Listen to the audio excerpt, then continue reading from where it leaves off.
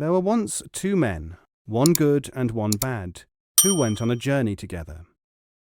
They were in quest of their fortune. The good man shared his food with his companion until it was all finished. The good man then asked, "May I have some of your food?" "Certainly not," said the other, and he became so irrationally infuriated that he plucked out the eyes of his unfortunate partner, robbed him of everything he had, and left him alone and helpless in the wilderness. The blinded good man became aware of some birds singing, and decided to climb, feeling his way, into the tree in whose topmost branches they were, to be safe from any prowling wild beasts, at least until the morning, when he might be able to think of some way of continuing his journey. Now it so happened that he found that he could understand the language of the birds.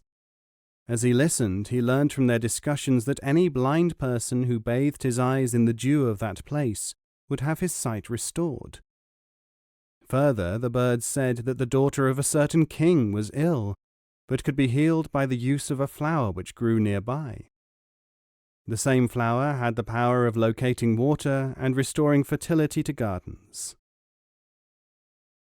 The blind man immediately bathed his eyes in the dew and found that he could see. Then he plucked the plant. He made his way to the place where the princess was ill, and having gained admittance, cured her.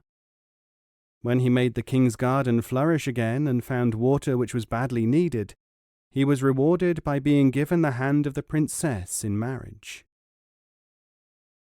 He continued happily in this life until the villain who had blinded him turned up again, having heard of his inexplicable good fortune. The miscreant asked him how he had arrived at such a happy and prosperous state. "It was quite simple, in fact," said the honest man, "for he was one who bore no ill will. All I did was go up a certain tree, and I heard what to do from the birds, whose speech I suddenly understood." The bad man thereupon hurried to the place where he had blinded his companion, and waited. Presently the birds arrived and perched on the top of the tree.